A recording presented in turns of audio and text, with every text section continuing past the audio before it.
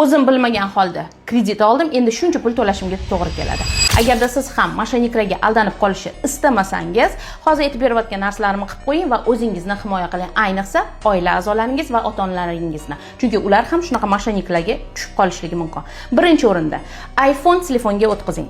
Android telefonlardan, ayniqsa Samsungdan iPhone telefonga o'tkazing telefonligini, shunda ularni aldash qiyin bo'ladi.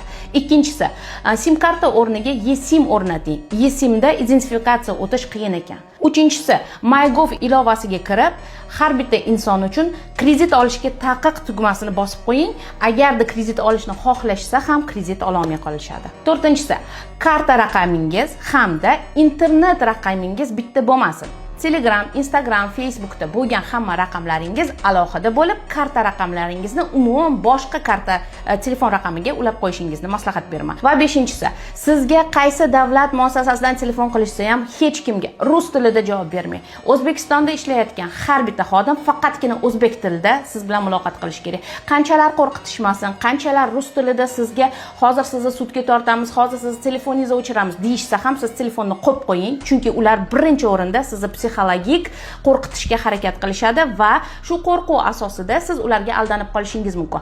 Siz faqatgina rus tilida hech narsa tushunmaydigan odamdek o'zbek tilida javob berishni maslahat beraman. Agarda hozir bergan ma'lumotlarimni, hozir bergan fikrlarimni to'g'rilab qo'ysangiz, hech qaysi moshinnik firibgarlar sizni aldolmaydi va bu ma'lumotlarni ko'proq insonlarga tarqating, chunki oxirgi paytlarda juda ko'p odamlar pulga kuyib qolishyapti va bitta maslahatim, pul topiladigan narsa. Ko'nglingizni o'ksitmang. Birinchi o'rinda sog'liq va oilangizdagi tinchlik. O'zinglarni ehtiyot qilinglar.